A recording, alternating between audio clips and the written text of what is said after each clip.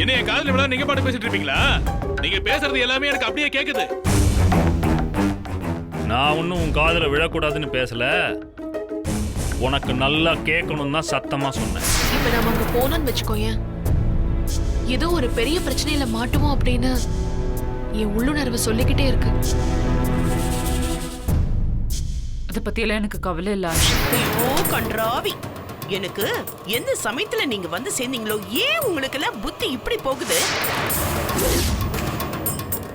உங்க அண்ணன் பிளான் பண்ணி அடிக்கிறாரு, அது தெரியாம நீங்களே அது இல்லைன்னு சொல்லிட்ட பிறகு உங்க மரியாதையை நீங்க காப்பாத்திக்கிறது நல்லது. எனக்கு அவ்வளவு திமிர் ஆயிடுச்சா? பாத்தியா எப்படி பேசுறா பாரு. இதெல்லாம் சரிப்பட்டு வராது. நீ கிளம்பு. நீ முதல்ல இந்த வீட்டை விட்டு கிளம்பு. ஏன் நான் ஏன் போனும்? நீங்க தான் புருஷன் வீட்ல வாழ தெரியாம ஆறு தெரிஞ்சுட்டு இங்க வந்து உட்கார்ந்துட்டு இருக்கீங்க. நான் என் புருஷன் வீட்ல தான் இருக்கேன். என்னால இங்க இருந்து போக முடியாது. உமா, நீ என்ன பேசுற தெரிஞ்சுதான் பேசிக்கிட்டு இருக்கியா? உனக்கே இவ்வளவு வாய் நீளுது? இது சரியா வராது. அவன் மாட்டுக்கு அங்க உட்காந்து இருக்கான், அவனை போன் பண்ணி வர சொல்லு. அவரால இங்க வர முடியாது. அவர் எதுக்கு இங்க வரணும்?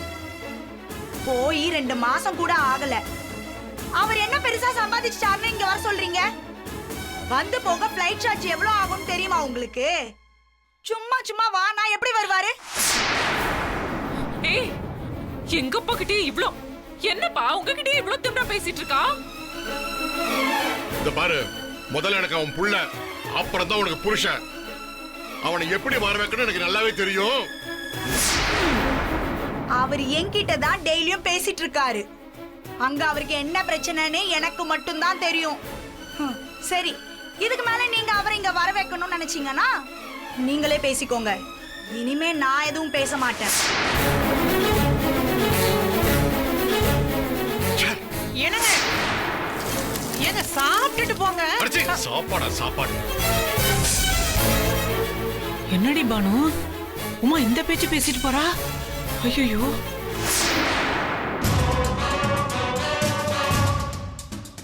எப்படி தலையில தூக்கி வச்சுட்டு ஆடுன?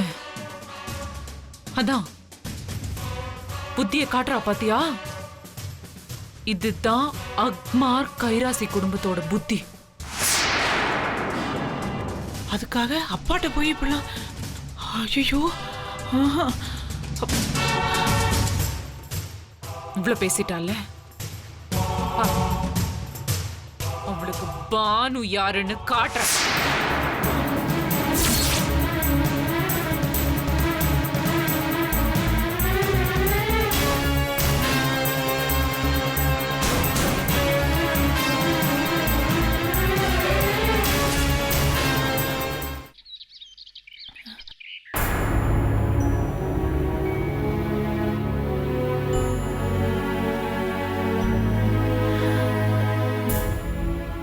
என்னங்க இங்க வந்து உட்கார்ந்துட்டு இருக்கீங்க? உங்களை கீழே ஃபுல்லா தேடி பார்த்தேன். என்னாச்சு? உங்க வீட்டு ஆளுங்களை விட திடீர்னு என் மேல பாசம் கூட்டிடுச்சா என்ன? உங்க வீட்டுக்கு போக மனசு இல்லாம இங்க வந்து உட்கார்ந்துட்டு இருக்கீங்க? இருக்காதே, வேற ஏதாவது காரணம் இருக்கும். உங்களுக்கெல்லாம் இந்த ஜென்மம் இல்ல, அடுத்த ஜென்மமே வந்தா கூட ஃபேமிலி சென்டிமெண்ட் மாறவே மாறாதுல்ல? கொஞ்சம் அமைதியா இருக்கியா? நானே வேற ஒரு டென்ஷன்ல இருக்கேன், நீ வேற. ஏண்டி?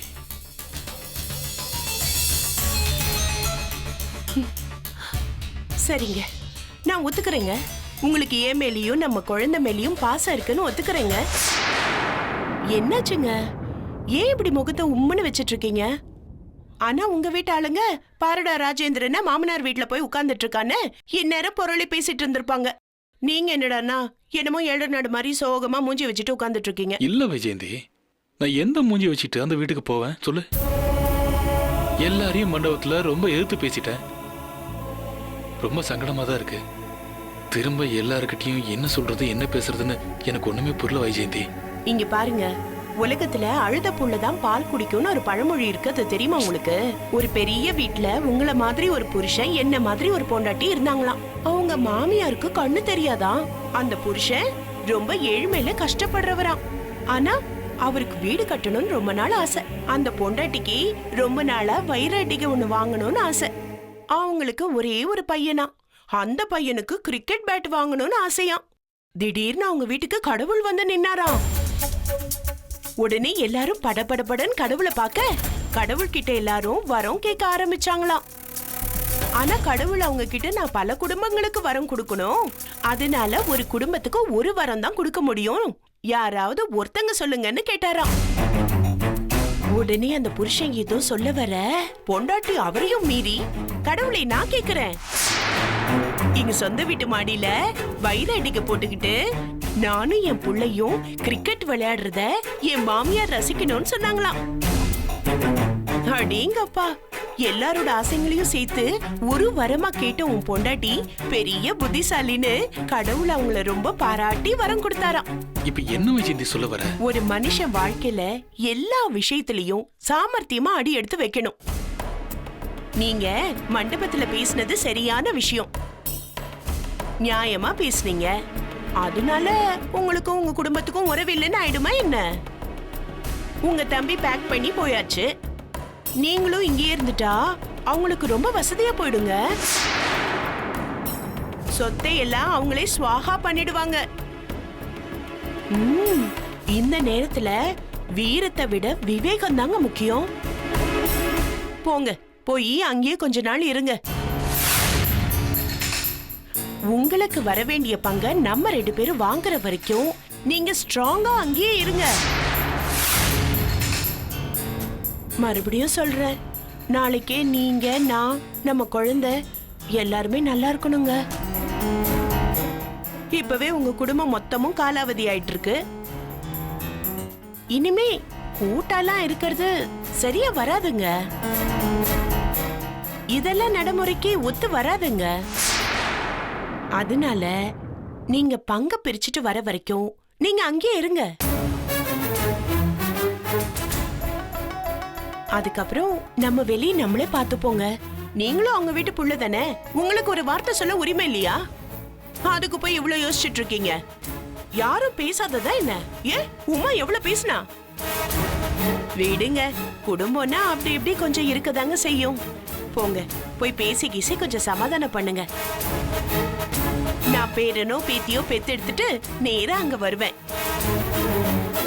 இங்க பாருங்க, தேவையில்லாம நீங்க இங்கே இருந்துகிட்டு வீம்பு பிடிச்சிட்டு இருந்தீங்க, இழப்பு நமக்கு தாங்க.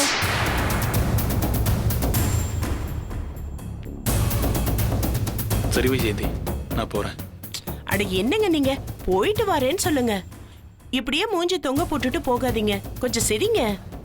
நிம்மதியா இருங்க, என்ன சந்தோஷமா இருக்கணும். நான் உங்க கூட இருக்கேன்ல. சரி, நான் கீழே போய் சாப்பாடு ரெடி பண்ணிடுறேன். சாப்பிட்டு கொஞ்சம் ரெஸ்ட் எடுத்துட்டு அப்புறம் போங்க.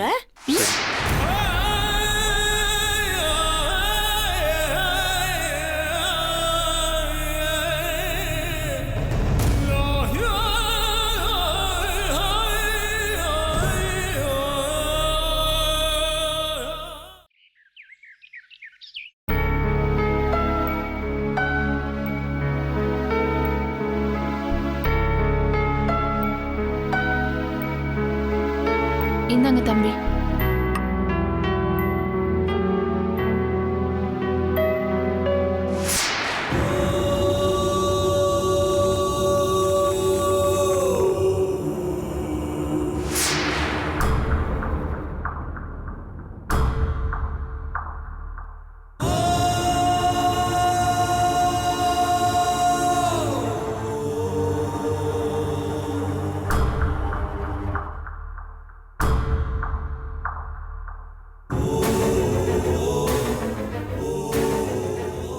ராஜேந்திரா,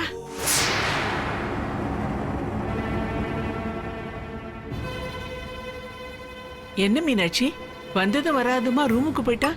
அவன் சாப்பிட்டானா இல்லையான்னு தெரியலையே. வந்தவன ரூமுக்கு போறா. என்னம்மா கேள்வி இது? மாமனார் வீட்டுக்கு போயிட்டு வந்திருக்கான்ல, விருந்து சாப்பாடெல்லாம் முடிச்சுட்டு தான் இங்கே வந்திருப்பான். நம்ம போடுற கூட்டாஞ்சோறுலாம் அவனுக்கு பிடிக்குமா என்ன? அவர் இப்ப பெரிய எடுத்து விட்டு மாப்பிள்ள இல்ல. என்னண்ணே என்ன குத்தலா பேசிட்டு இருக்கீங்க? என்ன என் காதுல விழா நீங்க பாட்டு பேசிட்டு இருப்பீங்களா? நீங்க பேசுறது எல்லாமே எனக்கு அப்படியே கேக்குது. நான் ஒன்னும் உன் காதுல விழக்கூடாதுன்னு பேசல. உனக்கு நல்லா கேட்கணும் தான் சத்தமா சொன்னேன். இப்ப என்ன பண்ணணும்னு சொல்றீங்க?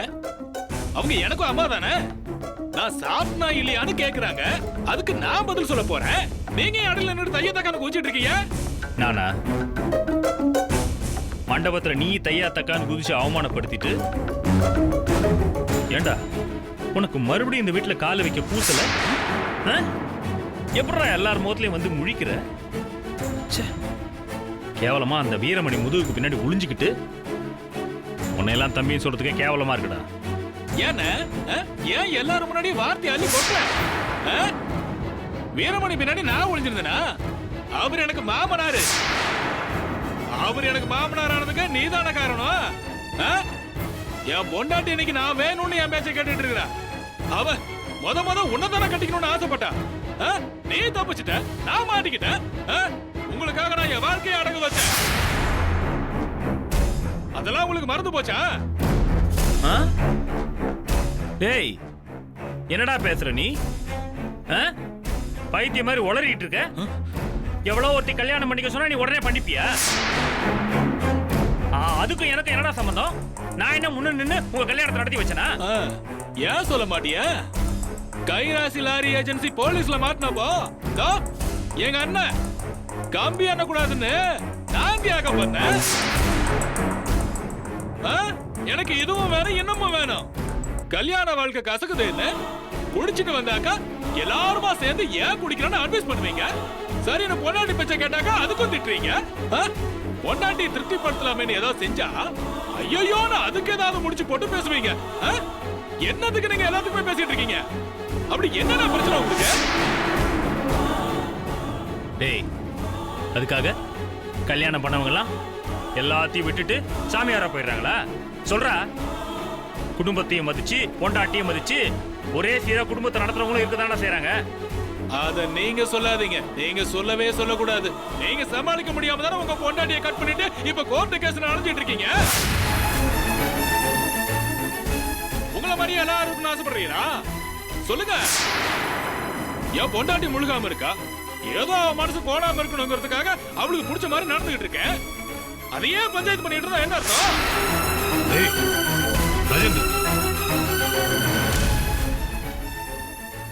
என்னடா என்ன பேச்சு பேசுற நீ?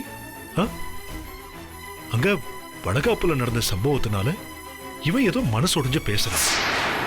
அதுக்கு நீ பதிலுக்கு பதில் பேசி ஆகணுமாடா? அண்ணே என்ன மனசு உடைஞ்சு பேசினாரு? இந்த வீட்டுல காலடி எடுத்து வைக்க உனக்கு கூசலான்னு கேக்குறாரு. நான் அங்கேயே இருந்துட்டா உங்களுக்கு எல்லாம் அசிங்கம் இல்லையா? டேய் மண்டபத்துல வச்சு அவமானப்படுத்தினியே, அதை விட பெரிய அவமானம் இந்த குடும்பத்தை நீ தேடி தர போறதுலடா. டேய் நீ எங்க போய் இருந்துக்கணும்னு நினைக்கிறேன் அங்க போயிடுறா போடா. உங்களுக்கு என்ன பொறாமையோ? நானும் சரவணனும் பொண்டாட்டி குழந்தைன்னு வாழ்க்கையில அடுத்தடி எடுத்து வச்சுட்டோம். அது உனக்கு பிடிக்கல. முதல்ல அவனை விரட்டினீங்க, இப்ப என்ன விரட்ட பாக்குற? இது தெரியாம நான் சரவணனை கை நீட்டி அடிச்சேன் பாத்தியா? என் புத்திய செருப்பால அடிச்சுக்கிறேன். சண்முகம் மேல ஒரு வார்த்தை பேசுன. நீங்க எல்லாம் பொண்டாட்டி குழந்தையோட இருக்கீங்கன்னு எனக்கு பொறாமையாடா? டேய் டேய் பாரா பாரா, நம்மளுக்காக வாரிசே வேணான்னு வாழ்க்கையே தியாகம் பண்ணிட்டு நிக்கிறாங்கடா.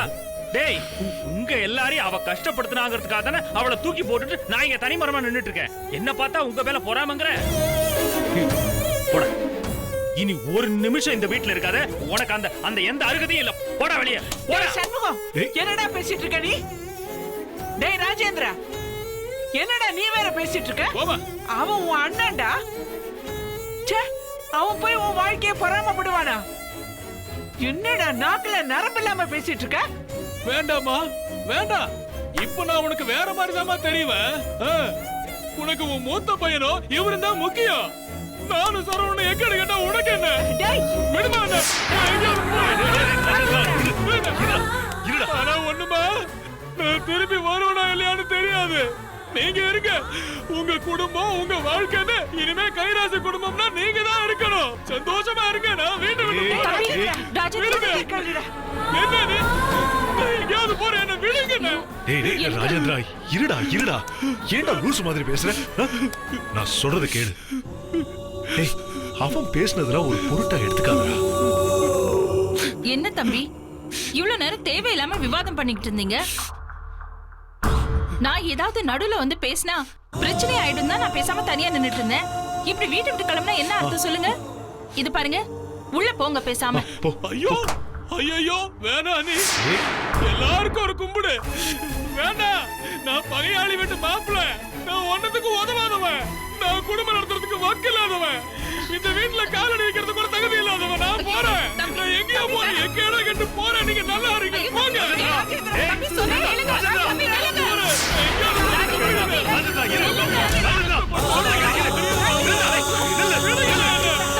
ராஜேந்திரா, யாருக்கும் பேசல. நான் ஒரு உதவாகிறமா. என்ன விடுமா.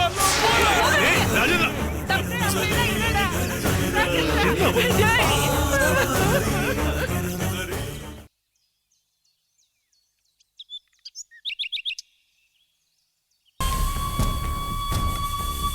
என்னடி சொல்ற நீ?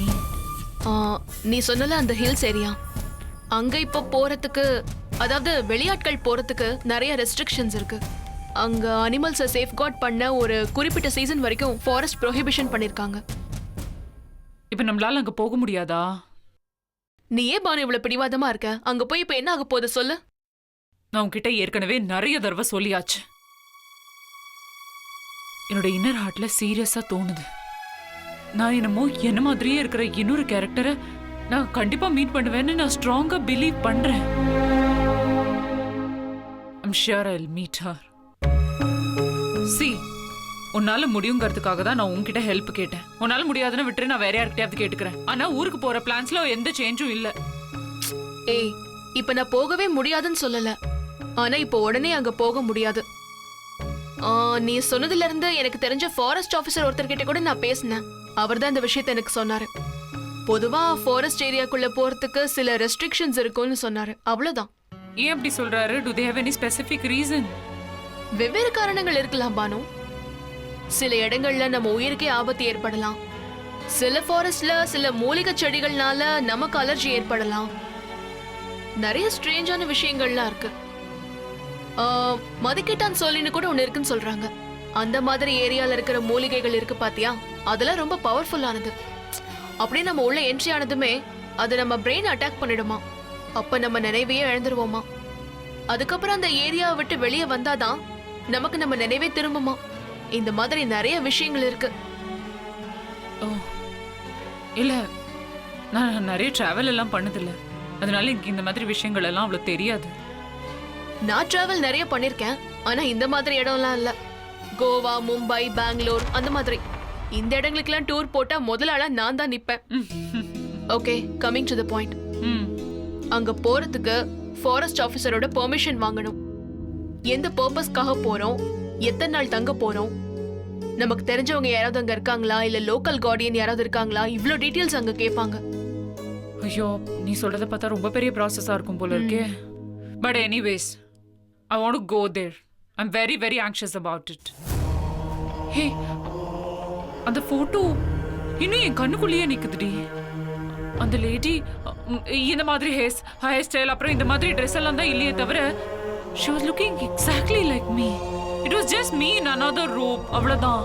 No difference. ஓகே பானு, நான் ஏற்பாடு பண்றேன். பட் எனக்கு கொஞ்சம் டைம் வேணும்.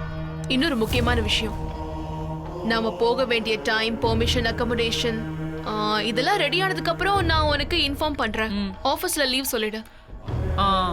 இப்ப சொன்னியே, இது பாயிண்ட். ரெண்டு பேரும் சேர்ந்து வேற லீவ் சொல்லணுமே. மேனேஜர் என்ன சொல்லுவாருன்னு தெரியலையே. நீ ஃப்ரெண்ட் மேரேஜ்னு சொல்லிடு. நீ? நான் ஏன் மேரேஜ்னு சொல்லிடுறேன். எத்தனை தடவை கல்யாணம் பண்ணுவ நீ? லீவுக்காக எத்தனை தடவை வேணாலும் கல்யாணம் பண்ணிக்கலாம் பானு. இன்னொரு விஷயம் தெரியுமா, மேனேஜருக்கு எத்தனை தடவை சொன்னாலும் மறந்துடுவாரு. அது ரொம்ப வசதியா போச்சுல்ல. சரி, அந்த பொண்ணோட போட்டோ வச்சிருக்கல அதை காட்டு.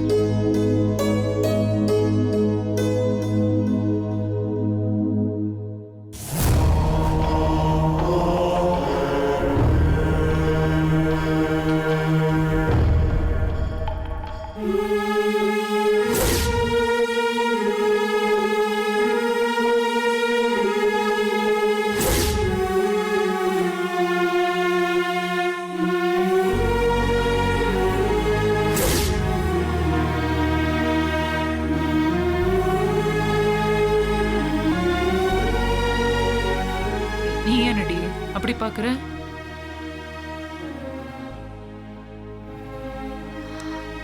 இல்ல ஏதோ ஒரு தைரியத்துல நான் போலான்னு சொன்னேனே ஒழிய என்னவோ பயமா இருக்கு. நான் நினைக்கிறேன் இப்ப நாம அங்க போனோம்னு வச்சுக்கோயேன், ஏதோ ஒரு பெரிய பிரச்சனையில மாட்டுவோம் அப்படின்னு என் உள்ளுணர்வு சொல்லிக்கிட்டே இருக்கு. அதை பத்தியெல்லாம் எனக்கு கவலை இல்லை Ashika. I just want to go there. எனக்கு இவ்வளவு பார்க்கணும்.